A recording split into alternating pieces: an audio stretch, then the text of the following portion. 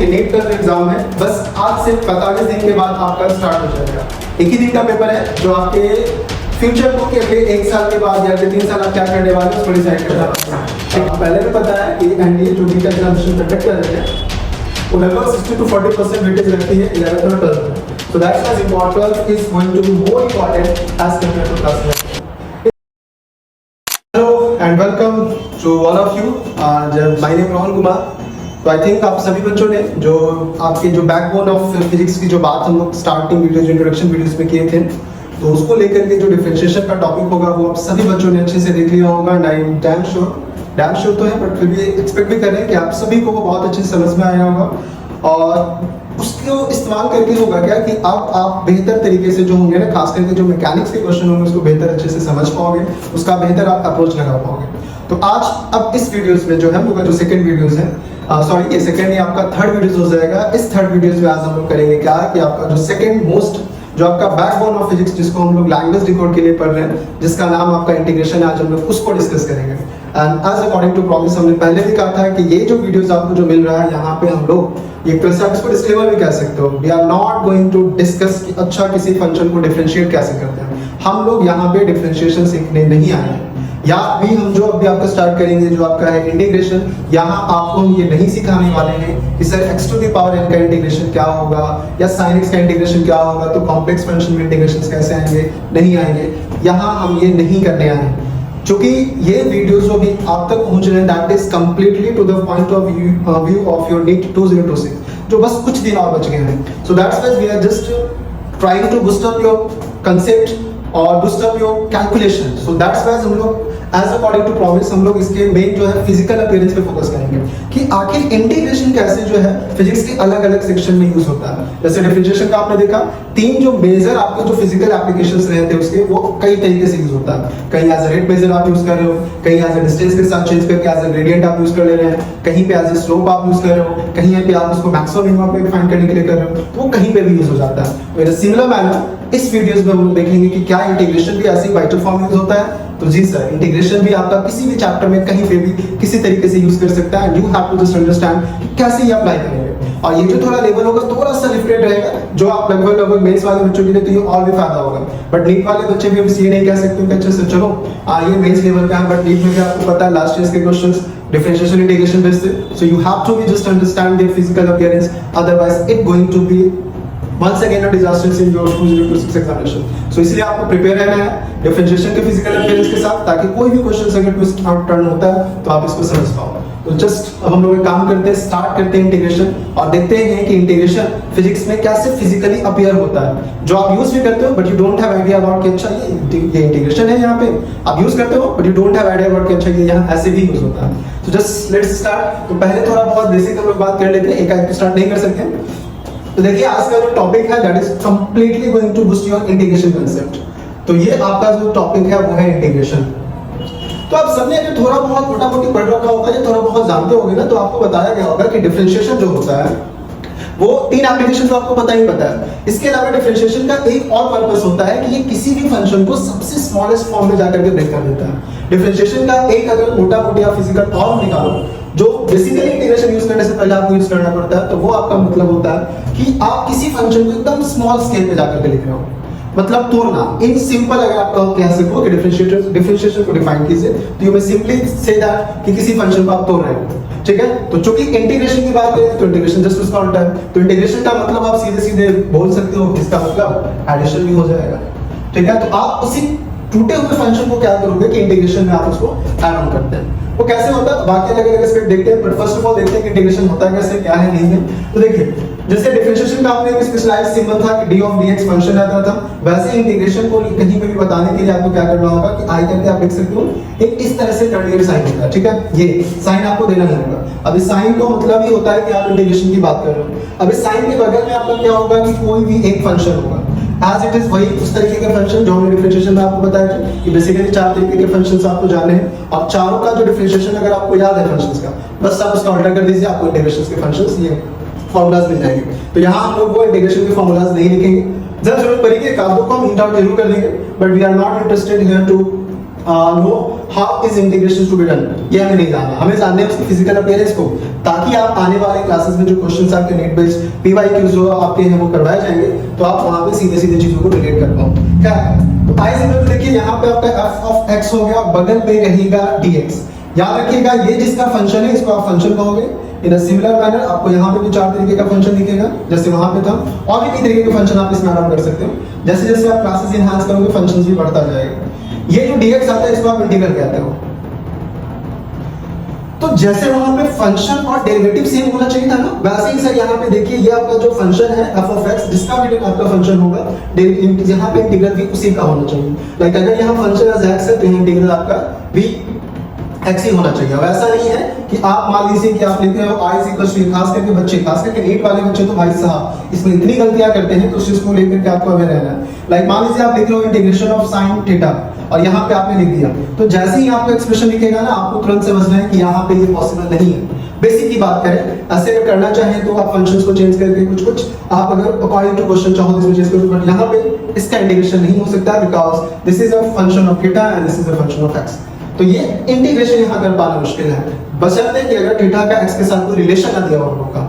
But यहाँ पे ऐसा कोई रिलेशन आपके पास नहीं है, that's why eight this moment you will say that अच्छा यहाँ पे थीटा है और ये dx है, तो आप चाह के भी इसको इंटीग्रेट नहीं कर सकते हो। अगर आपके पास कोई एक्स्ट्रा इंफॉर्मेशन है where you by using that you can express theta in terms of x, तो फिर किया जा सकता है, बट एट दिस मोमेंट ये नहीं।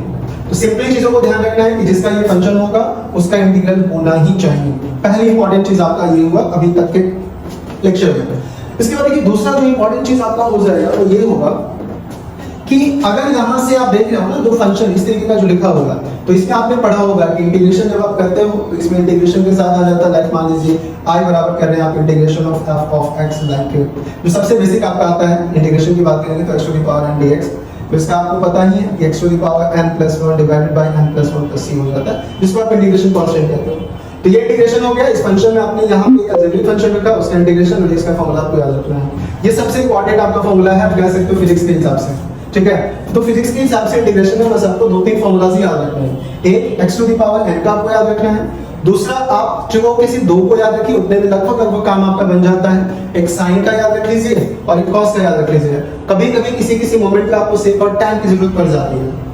फिर अगर आप लॉग में जाओगे तो आपको 1/x का इंटीग्रेशन बस याद रखना है। तो ये 3-4 अगर आपको इंटीग्रेशन के फॉर्मूलाज याद है so that is sufficient for the physics जो आपके नीट स्पेशली है उसको लेकर के। मेंस का तो भाई साहब अभी उसकी सीरीज स्टार्ट नहीं करेंगे क्योंकि मेंस जस्ट अभी बहुत कम दिन बचे हुए, सो चाह के भी हम मेंस वाले बच्चों के लिए फिलहाल किसी तरह का कुछ नहीं कर सकते। अगले सेशन से देखा जाएगा कि जो मेंस वाले बच्चे हैं उनके लिए हम लोग क्या कर सकते हैं, ठीक है। बट एट दिस मोमेंट ये सारा चीज जो चल रहा है वो सिर्फ और सिर्फ याद रखिएगा नीट वाले बच्चों को ही पॉइंट ऑफ व्यू में रख के चल रहा है। बट हाँ इसके एप्लीकेशंस मेंस वाले बच्चे देखेंगे तो उनके एग्जाम्स में बहुत हेल्पफुल होने वाला है।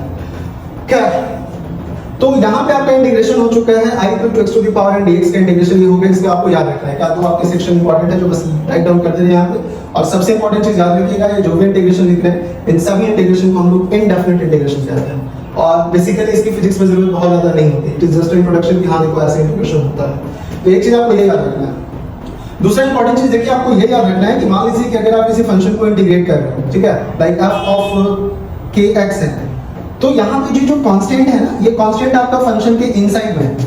तो कभी भी अगर कांस्टेंट, ये सबसे आपका इंपॉर्टेंट चीज है जो बच्चे बेसिकली यहाँ पे गलती करते हैं ये बेसिक में, कि जब आप इसको इंटीग्रेट करोगे ना तो इसका इंटीग्रेशन मान लीजिए कि आपका आ गया f डैश kx।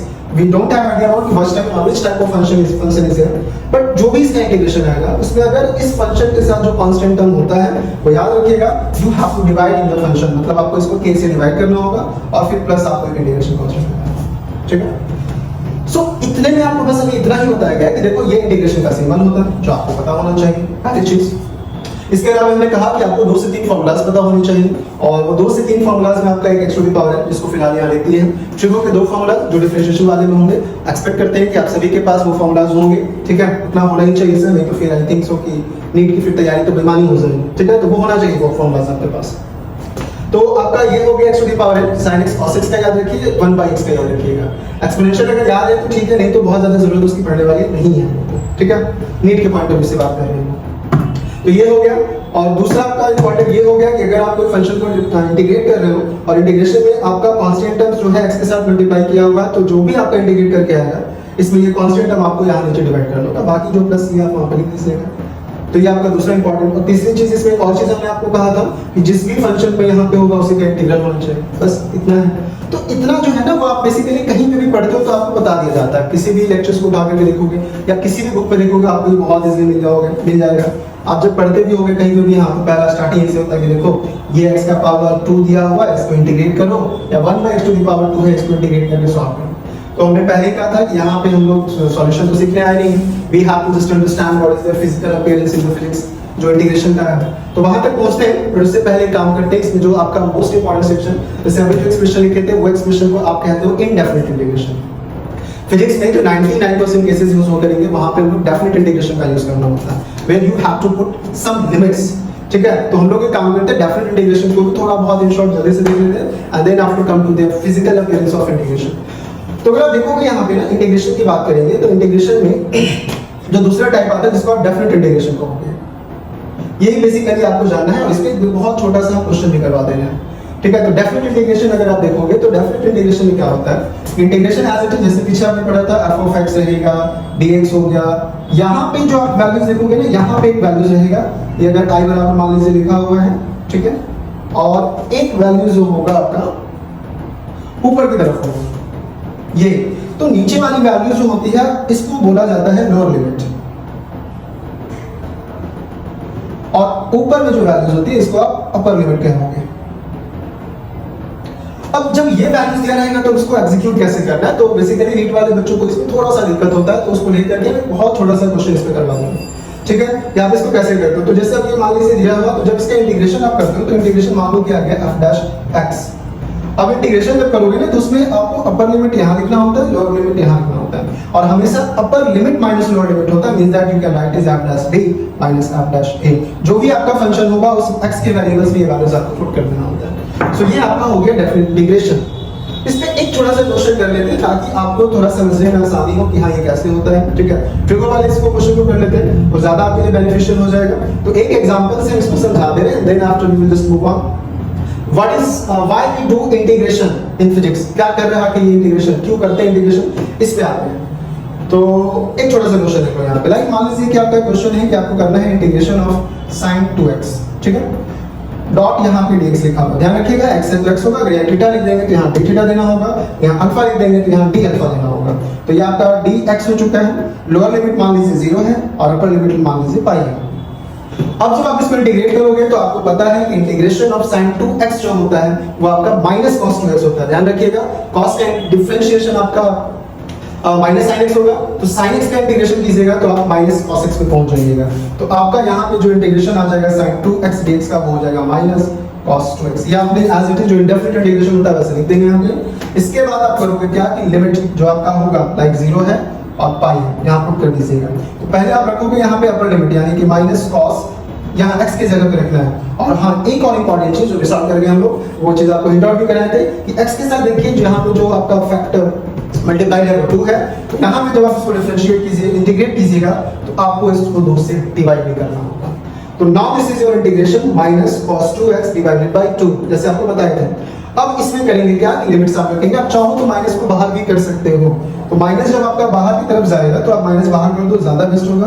तो cos 2 आपका ये पाई हो जाएगा माइनस cos 0 और डिवाइडेड बाय 2, तो एज इट इज आपका रह जाएगा।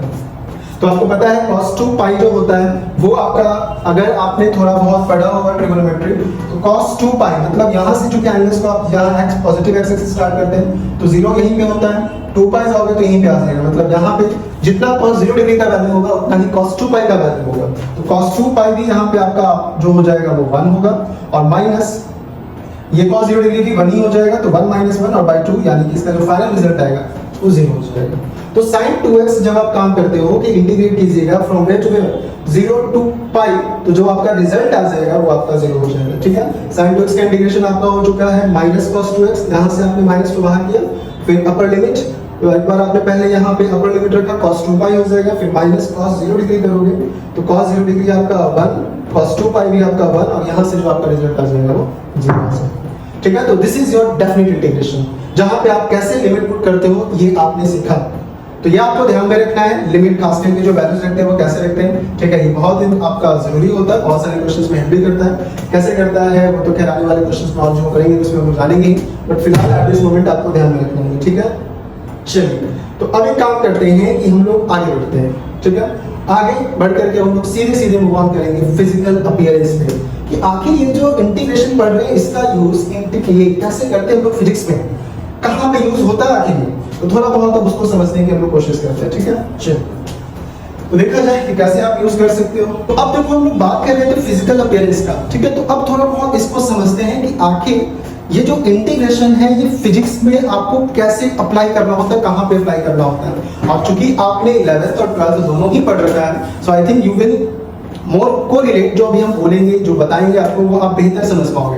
ऐसा नहीं कि जो आपने यूज किया है लाइक जैसे अभी हम कुछ कह रहे हैं इंटीग्रेशन का यूज करके आपने एक चैप्टर आता है that's called work energy and power, उसमें आपने फोर्स को पढ़ा होगा, ठीक, सॉरी फोर्स कह रहे हैं वर्क। तो जो वर्क का आपने फॉर्मूला पढ़ा है तो वहां पे वर्क का जो कंसेप्ट आया है वो आपका, चाहे आप सिंपल फोर्स की बात करो या कंजर्वेटिव फोर्स, एक्चुअल में पता है वो इंटीग्रेशन के वन ऑफ द एप्लीकेशन का पार्ट है। आपने जो फ्लक्स पढ़ा है वो फ्लक्स भी कहां से आता है, that is also part of integration, ठीक है। आपने जो वहां पे सरफेस डेंसिटी पढ़ा that is also part of integration. तो कैसे चीजों को यूज करना होता है थोड़ा उसको देखते और समझते हैं। देखिए बेसिकली अगर आप फिजिक्स में इंटीग्रेशन को डिवाइड कीजिएगा ना, तो इंटीग्रेशन बेसिकली फिजिक्स में 3 पार्ट में आप डिवाइड कर सकते हो, जिसमें से एक जो इंटीग्रेशन होता है उसको हम लोग कहेंगे लाइन इंटीग्रेशन या लाइन इंटीग्रल आप बोल सकते हैं। बहुत इंपॉर्टेंट है लाइन इंटीग्रल, क्योंकि ये बहुत एक बेसिक कंसेप्ट को आपको क्लियर करने में काम करता है, ठीक है। एक होता है लाइन इंटीग्रल, दूसरा जो हो जाएगा उसको आप कहोगे सरफेस इंटीग्रल, और तीसरा ये भी मोस्ट इंपॉर्टेंट है क्योंकि जो बच्चे मेंस की तैयारी करते हैं थोड़ा सा स्टैंडर्ड क्वेश्चन बनाना चाहिए, वो देखेंगे इलेक्ट्रोस्टैटिक्स में बहुत सारे क्वेश्चन जो है वो आपका वॉल्यूम इंटीग्रल को लेकर के दिया जाता है। So you have to be clear cut concept regarding this section. तो एक जो आपका हो जाएगा वो आपका होगा वॉल्यूम इंटीग्रल। तो ये 3 तरीके के बेसिकली फिजिक्स में इंटीग्रेशन का यूज होता है। One is your line integral, second is your surface integral and the third one is your volume integral. तो अभी फिलहाल एट दिस मोमेंट हम लोग बात करेंगे लाइन इंटीग्रल का, क्या ये फिजिक्स में कहां पे कैसे कब यूज होता है।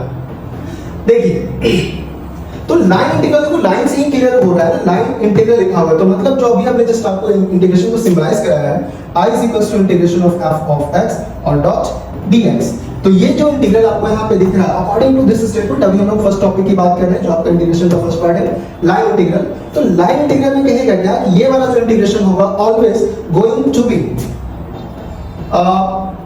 Takes place on particular line, मतलब अब ये dx एक तरीके से लाइन की ही बात करता है, बट चूंकि आपको इसके साथ मोर कोरिलेट करना है तो आप इसको कह सकते हो f of fx जो फंक्शन होगा डॉट dn। ये याद रखिएगा लाइन इंटीग्रल में जब हम लोग बात करते हैं तो ये दोनों का जो आपस में रिलेशन होता है that is the dot product, that is the vector. तो सोचो यहाँ पे पढ़ रहे हो इंटीग्रेशन आ गया भाई साहब वेक्टर, ये तो एक अलग बात हो गई। सो that's why I was told you कि जो फिजिक्स होता है ना that is a completely interdisciplinary approach based subject होता है कि आप एक चैप्टर को पढ़ रहे हो उसको दूसरे चैप्टर के साथ फिर दूसरे वाले क्वेश्चन को तीसरे के साथ आपको रिलेट कर डालना चाहिए, और ये आपने पढ़ रखा है, अभी जस्ट जस्टिफाई करते हैं कि कैसे।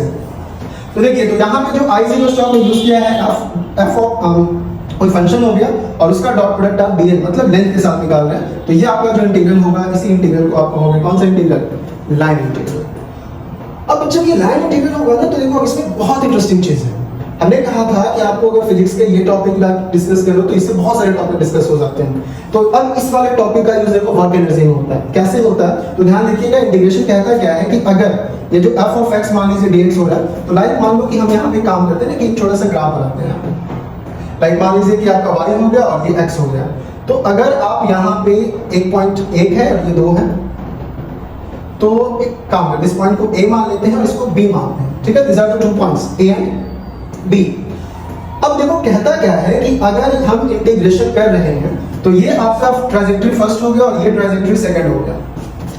तो अगर आप इंटीग्रेशन कर रहे हो और अगर वो इंटीग्रेशन में, अब ये जो लाइन इंटीग्रल है can also be divided into 2 part, अभी हम लोग इंटीग्रेशन की बात कर रहे हैं। सो अगर ये इंटीग्रेशन आप कुछ ऐसे कर रहे हो, लाइक मान लीजिए कि अगर आप सेकंड ट्रांजैक्टरी की बात कर रहे हो, देखो सेकंड ट्रांजैक्टरी आपका पहले x की तरफ गया फिर y की तरफ गया, तो अगर आपसे पूछता है कि बताइए कि इसका जो टोटल इंटीग्रेशन, इसमें ये x है ये y है, हॉरिजॉन्टल और वर्टिकल, तो यहाँ पे तुमको अगर a से b तक में इंटीग्रेट करना है, मान लीजिए कि इसका फंक्शन कुछ भी f of x दे रखा है जो यहाँ पे है, तो अगर आप इस तरीके से इसके पाथ पे डिपेंड करते हुए कोई फंक्शन को इवैल्यूएट करते हो, जो पाथ डिपेंडेंट होता है तब तो सिंपल फंक्शन है, उसको कुछ नहीं कह सकते क्योंकि ये पार्ट डिपेंड कर रहा है, तो फिर इसका इंटीग्रेशन कैसे होगा। तो वर्क एनर्जी में बहुत ही इंटरेस्टिंग क्वेश्चन पूछा जाता है, तब ये सिंपली आपका फंक्शन है जिसमें आप इसके और इसके बाद की बात कर रहे हो, तो आप कहोगे अच्छा ये सिर्फ एक सिंपल सा फंक्शन है। लेकिन जैसे ही आपको पता है क्या होता है कि आपको ये मतलब नहीं है कि इसकी ट्रांजैक्टरी ये है या ये है, आपको सिर्फ मतलब है, या फिर अगर ट्रांजैक्टरी ये भी बता दे उससे भी अगर मतलब नहीं है, and you are doing integration and just concerning this point and this point, point की बात कर रहा हूं, not talking about the path, I am just asking about और talking about this coordinate and this coordinate. तो अगर आप इन दोनों कोऑर्डिनेट्स की बात करते हो तो एट दैट मोमेंट ये फंक्शन आपका सिंपल फंक्शन नहीं रह जाता है, फिर इस फंक्शन को आप कहते हो कंजर्वेटिव फंक्शन, फिर उस मोमेंट पे ये आपका कंजर्वेटिव फंक्शन हो जाएगा। और अगर आपको थोड़ा सा भी याद होगा तो ये फॉर्मूला से आप सीधे सीधे को पढ़ रहे हो आप इंटीग्रेशन, उसमें हम बात करें लाइन इंटीग्रेशन का, लेकिन इस फॉर्मूले का यूज करके आप सीधे बता सकते हो कि now this line is going to be your work, और वर्क जो हो जाएगा फिर ये आपका जो f of x हो जाएगा going to your conservative force. तो यहाँ पे इसी फोर्स को आप कंजर्वेटिव फोर्स कहते हो, that depends upon initial and final position, doesn't matter कि उसका पाथ क्या था, ठीक है। तो वो जो कंजर्वेटिव फोर्स का जो कांसेप्ट आता है एक्चुअल में that is a part of integration, और वो किसमें, लाइन इंटीग्रेशन में। तो आपको थोड़ा बहुत यहाँ पे बहुत अच्छे क्वेश्चन, जैसे अगर पाथ इंडिपेंडेंट क्वेश्चन में दे दिया कि अगर पाथ इंडिपेंडेंट है तो फोर्स आपको पता ही है कि जो आपका इलेक्ट्रोस्टैटिक फोर्स हो, ग्रेविटेशनल फोर्स हो, तो इस तरह के फोर्सेस जो आते हैं वो आपके कंजर्वेटिव फोर्सेस में आते हैं। इसमें क्वेश्चन देता भी है सब, where you have to just consider their initial and final position, doesn't matter what is their trajectory, don't have to consider that। But अगर कुछ क्वेश्चंस मान लीजिए ऐसे दे जहां पे वो पाथ पे डिपेंड करे, तो वैसे क्वेश्चंस भी हैं और आपको करने भी हैं कि जो क्वेश्चंस आपका क्या है कि पाथ पे डिपेंड करेगा, फिर उसका इंटीग्रेशन कैसा होगा, ठीक है। तो वर्क एनर्जी एंड पावर में देखो इस चैप्टर्स का आपको बहुत अच्छे से यूज होता है, चाहे आप कंजर्वेटिव फोर्स की बात कीजिए या सिंपल फोर्स को पॉइंट ऑफ व्यू में रख करके आप इस टॉपिक को डिस्कस कीजिए, तो उसमें आपका ये पाथ डिपेंडेंट वाला आ जाएगा। तो काम करते हैं आपको इसको बेहतर क्लियर कट बताने के लिए, इस पे हम लोग एक छोटा सा क्वेश्चंस भी वाइज जो आई थिंक आपका जेई मेंस में आ चुका है, क्योंकि अच्छे क्वेश्चंस आपको जो इस टॉपिक में मिलेंगे वो थोड़े मेंस लेवल के ही क्वेश्चंस होंगे, ठीक है। नीट अभी उस लेवल तक अप्रोच करने की कोशिश कर रहा है, धीरे-धीरे पहुंच रहा है, ठीक है। तो दैट्स व्हाई उसके बहुत अच्छे क्वेश्चंस दिए, डिफरेंशिएशन के कुछ क्वेश्चंस हैं नीट लीवाई क्विज में, तो वो हम लोग करेंगे। पहले इस पूरे जो बेसिक्स ये जो आपका फिजिकल अपीयरेंस या जो बैकबोन ऑफ सेक्शन है पहले वो एक बार कंप्लीट हो जाए, फिर उसके लिस्ट हम आपको प्रोवाइड कर देंगे, और फिर वहां से आप काम कीजिएगा कि सारे क्वेश्चंस को एक बार टॉपिक चैप्टर देखते के साथ ही, मतलब उस वीडियोस को देखकर उस क्वेश्चन को लगा लीजिएगा। तो अभी हम एक काम करने जा रहे हैं, तो अभी जो देखो अभी बताए हैं इंटीग्रेशन के तीन parts, line integral, surface, volume, जिसमें फिलहाल at this moment we are discussing line integral. Line integral में हम आपको क्लियर कट बता चुके हैं कि जो इंटीग्रेशन होगा that is going to be takes place on path. अब ये जो पाथ होगा ना, तो हमने यहाँ पे देखो एक पॉइंट दो रास्ता बनाया था, ए और बी, दो स्पेसिफिक पॉइंट है जिसमें से एक रास्ता ये है, एक रास्ता ये है और एक रास्ता ये है। तो अगर आप किसी फंक्शन को इंटीग्रेट कर रहे हो बाय कंसर्निंग देयर ट्रैजेक्टरी, तो वो आपका सिर्फ और सिर्फ फंक्शन हो जाएगा अगर आप ट्रैजेक्टरी को कंसीडर कर रहे हो तब। लेकिन जैसे अगर आप उसकी ट्रैजेक्टरी को कंसीडर नहीं करोगे, तब वो जो आपका फंक्शन बनेगा उसको आप कह रहे होते कंजर्वेटिव फंक्शन। अब इस फंक्शन की जगह अगर आप ऐसे फोर्सेस यूज कर रहे हो that's not going to be follow the path, have to just consider their initial and final path, sorry final position, तो फिर वो फोर्सेस आपके कंजर्वेटिव फोर्स हो जाएंगे। तो देखो आप पढ़ रहे हैं इंटीग्रेशन, तो इंटीग्रेशन में आपने वर्क एनर्जी यूज कर लिया, अभी और भी यूजेस हैं। तो फिलहाल एक काम करते हैं, क्वेश्चन देखते हैं जो आपका लाइन इंटीग्रल बेस्ड क्वेश्चन है, ठीक है। हम लोग अब जो है इसमें क्वेश्चन एक देखते हैं। तो जो क्वेश्चन होगा आपका जो कंप्लीटली आपका पाथ डिपेंडेंट होगा, तो उस क्वेश्चन में देखो तो सबसे पहले तो बहुत बेसिक सा क्वेश्चन देखते हैं। वो बेसिक सा क्वेश्चन है कैसे रह सकता है, मान लीजिए कि आपको एक फोर्स दे दिया दैट इज योर 2x, तो ये जब तुम फोर्स देखोगे तो क्लियर कट दिख रहा होगा कि अच्छा ये फोर्स जो है that is going to be a function of distance. जैसे मैं बताया था ना कि अगर आपको कोई फिजिकल क्वांटिटी दिखे तो सबसे पहले तो सर आपको ये दिखना है कि इज इट कांस्टेंट और going to be change with time, with positions और with any other physical quantity. तो यहाँ पे जो आपको दिख रहा होगा वो लिखा होगा f=2x, मतलब यहाँ पे ये जो फोर्स है वो x के हिसाब से वैरी करने जा रहा है। और क्वेश्चन ये कह रहा है कि you have to find work done, आपको वर्क डन पता करना है। अगर ये दे रखा है कि मान लीजिए p to q, तो p पॉइंट का मान लो कोऑर्डिनेट दे रखा है 0 0 0 दे दिया, मतलब आपका ऑरिजिन हो जाएगा, और q का कोऑर्डिनेट जो दे रखा है वो आपका है 2 0 0। तो अगर ऐसे क्वेश्चंस हैं कि जहां पे आपको फोर्स दे रखा है 2x, तो देखो force is not depend now depends upon position, x पे वो डिपेंड कर रहा है, तो आप सीधे कहोगे कि फोर्स यहां पोजीशन पे डिपेंड कर रहा है, मतलब डिस्टेंस पे डिपेंड कर रहा है, not going to be conservative, ये कंजर्वेटिव फोर्स नहीं हो सकता है। अब इसमें आपको वर्क डन पूछेगा, बहुत आसान है, आप सीधा कहोगे कि w इक्वल्स टू होता है सर इंटीग्रेशन, अभी हमने कहा था, आपने जो पढ़ा था लाइक जो अभी आपने डिस्कस किया था, integration of f of x यहां पे रहेगा और dx हो जाएगा। बस इसी को लाइन इंटीग्रल में जब यूज करते हैं तो आपका वर्क डन हो जाता है इस एफ ऑफ एक्स की जगह। जो फंक्शन आपका रहेगा, तो क्या यहाँ पे फोर्स है, तो आप दोगे 2x डॉट dx, आपका स्टार्ट कहाँ से हुआ है, 0 से 2, तो बहुत आसानी से आपका हो जाएगा 2x स्क्वायर बाई 2, जो कांस्टेंट है उसको बाहर निकालोगे, x to the power n plus 1 by n plus 1, आपको पता होगा इतना, चूंकि इंटीग्रेशन का सबसे बेसिक फॉर्म है। और आपको सबसे इंपॉर्टेंट चीज यहाँ पे 0 से 2 x की बात कर रहे हैं हम लोग, तो 0 से 2 आपका जब वैल्यू कर रहा है तो 0 से आप 2 कर दोगे, बस बात खत्म। तो 2 का स्क्वायर कर दीजिएगा 4 बाई 2 माइनस 0, 2 से 2 कैंसिल, यानी कि 4 जूल आपका आंसर। तो बहुत बेसिक सा क्वेश्चन हो गया जिसमें आपको दिख रहा है कि force gonna depend upon x, मतलब not going to be constant, should be depend upon path, तो उसका आप इंटीग्रेशन कुछ ऐसे कीजिए, ठीक है। तो ये तो आसान क्वेश्चन होता है, लेकिन कुछ क्वेश्चंस ऐसे भी आते हैं जस्ट जो आपको ये क्लियर करेगा कि अच्छा ये कैसे फोर्स जो है वो डिस्टेंस पे डिपेंड करता है। और इस कांसेप्ट पे आपको जो है ना questions advance, I am not talking about mains, advance तक में क्वेश्चंस इस बिहाफ पे आपसे पूछ सकते हैं। तो देखते हैं कि एडवांस भी आपको अगर ट्रांजिटिव बेस्ड क्वेश्चन पूछता है, एडवांस के लेवल के लिए मेंस लेवल के काफी क्वेश्चंस को देख करके समझते हैं कि कैसे आके ट्रांजिटरी इसमें फॉलो अप हो रही है, कैसे यहाँ पे जो आपका है वो डॉट प्रोडक्ट को जो है वो फॉलो कर रहा है। डॉट प्रोडक्ट की बात करें, पर इंटीग्रेशन है, यूज कर रहे हैं वर्क एनर्जी थ्योरम, बात कर रहे हैं देखिए डॉट प्रोडक्ट, मतलब एक साथ आप तीन टॉपिक्स को रिलेट करके पढ़ रहे हो, ठीक है। सो अगला जो क्वेश्चन है वो आपको स्क्रीन पे दिख जाएगा, ठीक है। जो क्वेश्चन अभी हम डिस्कस करेंगे that is PY use of mains, जो आपकी इस स्टेटमेंट जो भी हमने पढ़ा था कि जो आपका वर्क डन होता है वो आपका पाथ डिपेंड करेगा, तो कैसे आप उसको एग्जीक्यूट करोगे, तो उस टाइप के क्वेश्चन से हम लोग देख लेते हैं। तो वो जो क्वेश्चन है फिलहाल इसको रेज कर दे रहे हैं, तो देखिए उस क्वेश्चन में आपको जब वो स्क्रीन पे दिखेगा तो आप वीडियो पॉज करके कुछ देर इस क्वेश्चन के बारे में सोचिएगा कि what is the execution of this question on behalf of जो आपने अभी जस्ट इंटीग्रेशन नहीं किया है। बी केयरफुल, उसमें आपको डॉट प्रोडक्ट भी ध्यान में रखना होगा, ठीक है। क्या तो देखिए क्वेश्चन ये बोला है जो आपके पीवाई क्यूज में है, जो स्क्रीन पे आपको दिख रहा होगा कि consider a force F, question लिखा है और ये F जो लिखा हुआ है now it is minus x i cap plus y j cap.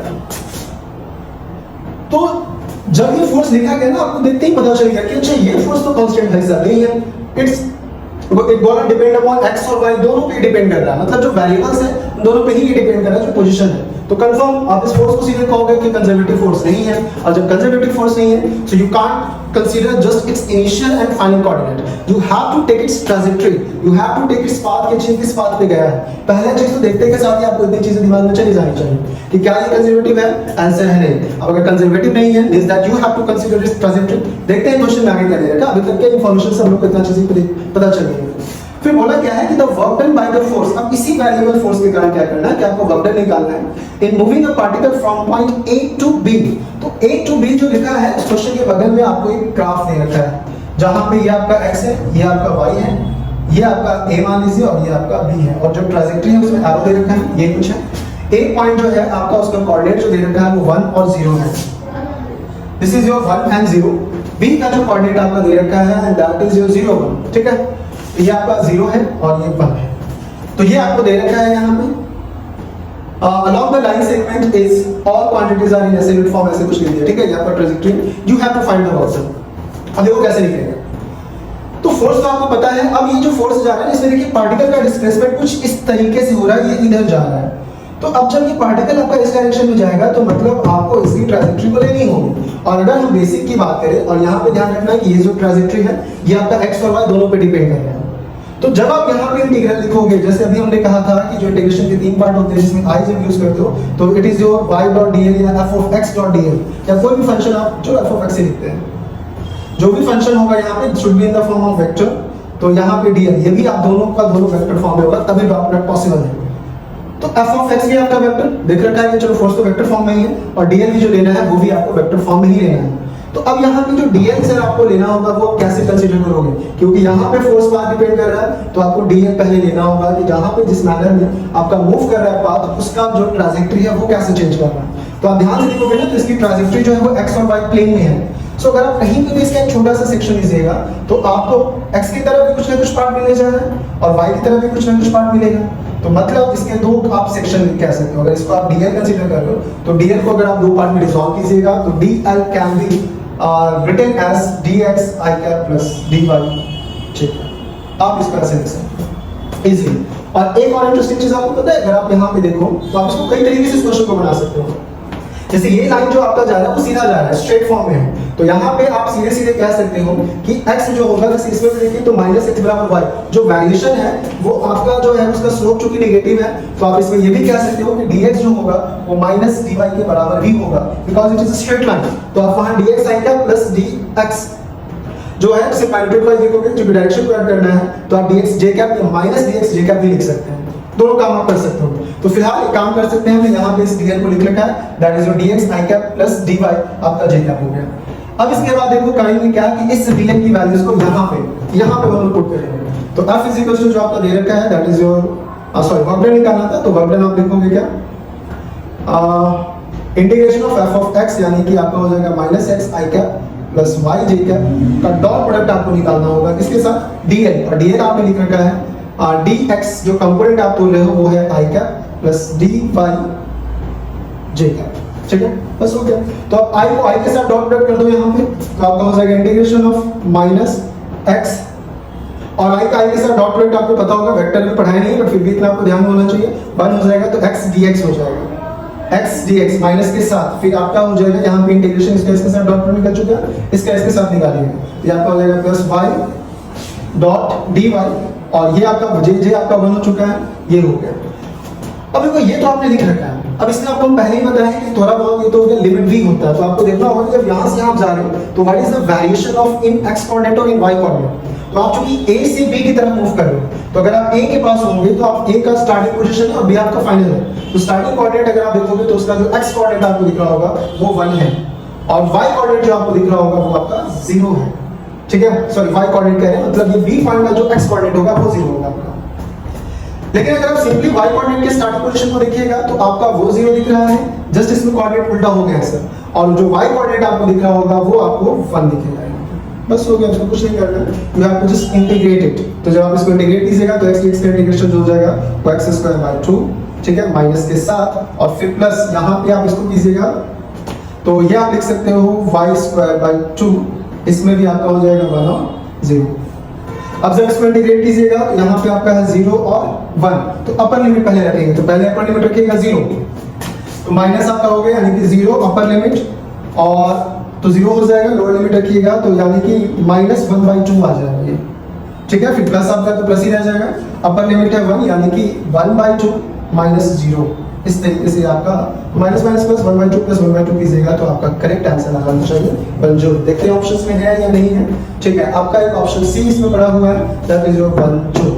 सो आपने देखा कि इस तरीके से यहाँ पे जब आपको जो फोर्स आता है, जिसने हमने लास्ट क्लास में आपको बताया था कि आप फंक्शन को देख करके you have to be idea about is it going to be change और is it going to be depend on distance और नॉट। अगर वो डिस्टेंस पे डिपेंड कर रहा है तो ध्यान रखिएगा यहाँ इस पर्टिकुलर सेक्शन में आप उसको as a non conservative treat कीजिएगा, मतलब ये जो फोर्स है यहाँ पे नॉन कंजर्वेटिव हो गया, when it is a non conservative तो कंफर्म उसका जो आपका ट्रैजेक्टरी होगा डिस्टेंस पे डिपेंड करेगा, और अगर 2 डायमेंशन है तो आपको उसको ऐसे लेना होगा। आप एक एडवांस में इसी तरीके का क्वेश्चन दे रखा है जिसमें आपकी ट्रैजेक्टरी चेंज कर रखी है, तो अगर वैसे क्वेश्चंस आते हैं फॉर मेंस स्टूडेंट, नीट वाले बच्चे जिस इस बात को कहीं दूर छोड़ के आएंगे कि एडवांस की बात भी हम लोग की है, ठीक है, it is just like a horror type, उसको छोड़ दीजिए, एडवांस रहने देते, ठीक है। बस यहाँ पे आप फिलहाल ध्यान रखिएगा कि बेसिकली अगर आपको करना होगा वर्क एनर्जी में डिफरेंशिएशन इंटीग्रेशन का, यहाँ से करिएगा, और अगर 2 डायमेंशन है तो first of all you have to break the components of that section. आप यहाँ पे इसके कंपोनेंट को ये अगर आप dl लिखोगे तो ये आपका जो हो जाएगा वो dy और ये dx, इस तरीके से आपको करना होगा। कोई जरूरी नहीं है वो x और y z भी हो सकता है, zx भी हो सकता है, तो उसके हिसाब से फिर अपने आप को आपको एडजस्ट करना होगा। सो this is the first physical appearance of your integration, जिसमें लाइन इंटीग्रल की बात कर रहे हैं। तो देखा आपने लाइन इंटीग्रल आपका एक अलग चीज है, बट उस लाइन इंटीग्रल को आपने किया क्या कि सीधे कंजर्वेटिव और नॉन कंजर्वेटिव फोर्स से आप रिलेट किया, मतलब आप सीधे सीधे चले गए हो वर्क एनर्जी थ्योरम तक में, अगर आपने थोड़ा सा इंटीग्रेशन के फिजिकल मीनिंग को समझा है। तो याद रखिएगा this is the first physical appearance of the integration, that when you integrate a function over a line, तो ये 2 तरीके का आपको सिग्निफाई करेगा। जो फंक्शन होगा इट मे बी कंजर्वेटिव और non conservative. If function is conservative means that it's just going to depend upon its initial and final coordinate, and if it is your non conservative तब तो sir आपको उसकी trajectory पता करनी होगी। इस question में ट्रैजेक्टरी बहुत सिंपल था, हम लोग जब मेंस के क्वेश्चंस की सीरीज लाएंगे तो उसमें इससे भी कॉम्प्लेक्स जो आपके ट्रैजेक्टरी बेस्ड क्वेश्चंस होंगे उसको बनाएंगे, but at this moment this is more than sufficient for the NEET aspirants for the questions based on integration, जो आपका पाथ डिपेंड और इंडिपेंडेंट होगा। ठीक है। So this is your first application of integration of line जो आपने अभी discuss किया। इसके बाद जल्दी से हम लोग काम करते हैं सेकंड इंटीग्रेशन को समझ, सेकंड इंटीग्रेशन के एप्लीकेशन को समझने की, ठीक है। तो वो जो सेकंड इंटीग्रेशन का एप्लीकेशन है ना, वो भी आप डे टू डे लाइफ में बहुत यूज करते हो, ठीक है। उसका यूज मतलब डे टू डे लाइफ में, सॉरी मतलब अभी तो आपके डे टू डे लाइफ में ही हो चुका है, फिजिक्स ही हो रहा होगा या फिर केमिस्ट्री पढ़ लोगे या बायोलॉजी पढ़ लोगे, तो क्या दे सकते हैं। तो उसमें जो आपके जो मेजर सेक्शन है जहां पे भी आप फ्लक्स निकालते हो, ठीक है, जो आप फ्लक्स एक्शन में निकालते हो ना सर, वो होता क्या है, वो कुछ नहीं, that is the second part of integration. जिस सरफेस इंटीग्रेशन की बात कर रहे हैं उसी सरफेस इंटीग्रेशन में वो आपके सेकंड पार्ट को कैरी करता है। तो सरफेस में देखिए वो कहता क्या है कि अगर हम लोग सब सरफेस इंटीग्रेशन की बात करें, हम लोग का फर्स्ट पार्ट खत्म हो चुका है जो आपका लाइन इंटीग्रल था, अब हम लोग जा रहे हैं सरफेस इंटीग्रल की तरफ, ठीक है। तो देखिए जब आप सरफेस इंटीग्रल की बात करते हो तो कुछ नहीं होता, सिर्फ वैसे नहीं आई रहेगा, इंटीग्रेशन रहेगा, एफ ऑफ एक्स रहेगा, बट जब इस फंक्शन को आप इंटीग्रेट करोगे और इंटीग्रेशन ओवर एन एरिया होगा, ठीक है, तो अगर आप किसी एरिया में इस फंक्शन को इंटीग्रेट कीजिएगा तो बस वो आपका सरफेस इंटीग्रल में चला जाएगा। और चूंकि एरिया में बेसिकली जब हम लोग इंटीग्रेट करेंगे तो वो आपका लगभग क्लोज ही होना चाहिए, क्योंकि एरिया तो ओपन होता नहीं है। तो ये जो गोल वाला जो साइन आपको दिखते हो ना सर्कल, इसको लेकर के डरना नहीं है, it just signified that you are integrating this function over a close area. इसका और कोई मतलब नहीं होता, इट जस्ट इंडिकेट कि जो इंटीग्रेशन हो रहा है वो going to be over an area, इसलिए आपका सर्कल बना होता है। ये i इक्वल्स टू आप कहोगे f of x dot df। अब इसमें एक और इंटरेस्टिंग चीज है कि जब भी आप जब इंटीग्रेशन करते हो किसी भी फंक्शन का एरिया के ऊपर में, तो ये जो फंक्शन होता है ना, एक्चुअल में ये फंक्शन आपको जो होता है फ्लक्स की बात करता है। अब ये जो फ्लक्स होता है ये होता क्या, फ्लक्स आप जनरली कह सकते हो कि किसी भी यूनिट एरिया से, ठीक है, यूनिट टाइम में कितना आपका मास, कितना आपका एनर्जी, कितना आपका number of electric field lines, कितना आपका मैग्नेटिक फील्ड लाइंस, अगर ये सारी चीजें पास आउट करती हैं उसी को आप फ्लक्स कहते हो। यहाँ पे फ्लक्स इन जनरल होता है। ये जो आप टर्म देख रहे हो सरफेस इंटीग्रल में, फ्लक्स जो होता है एक स्पेसिफिक वर्ड नहीं है, ये एक जनरल वर्ड होता है। और जनरल वर्ड में आप कह सकते हो कि किसी भी पर्टिकुलर एरिया से आपका क्या होगा कि पर्टिकुलर टाइम में अगर कुछ चीजें पास आउट कर रही हैं तो उसको आप सीधे सीधे फ्लक्स कहते हो। ये जो फंक्शन होगा दैट इज जो फ्लक्स, जैसे वहां पे कंजर्वेटिव कहते हैं, यहाँ पे आपका फ्लक्स हो गया। बट इसी फ्लक्स को आप यहाँ पे जब आप इंटीग्रेशन को फिजिक्स को पढ़ रहे होते हो तो आपने बहुत जगह इसको पढ़ा होगा, बहुत जगह में क्लास 12 में स्पेशली आपने इसको डिस्कस किया दो तरीके के फ्लक्स को। कुछ नहीं किया है सब वहां पे, आपको बताया क्या कि अच्छा ये वाला फंक्शन को दो टर्म के साथ रिलेट कर दीजिए, एक इलेक्ट्रिक फील्ड के साथ रिलेट कर दीजिए। तो जैसे आप इसको इलेक्ट्रिक फील्ड के साथ रिलेट करते हो तो i equal to integration of e dot क्या हो जाता है, dA, क्लोज इंटीग्रेशन लगाते हो, हो गया। अब ये वाला जो इंटीग्रेशन आपने पढ़ा है सरफेस इंटीग्रल में, देखो अगर सरफेस इंटीग्रल को बस इसी को आप फ्लक्स कह दीजिएगा, जो आपका एक फार्मूला हो गया। तो कहां हम लोग इंटीग्रेशन पढ़ रहे हैं, that is the first starting section of your mathematical physics, but आप अभी 12th के बहुत इंपॉर्टेंट सेक्शन को डील कर रहे हो। इसी तरीके से अगर आप काम करते हो कि i इक्वल टू लिख देते हो इंटीग्रेशन, इस इलेक्ट्रिक फील्ड को अगर आप मैग्नेटिक फील्ड के साथ रिप्लेस कर दीजिएगा तो not become p dot d, ये आपका मैग्नेटिक फ्लक्स हो गया।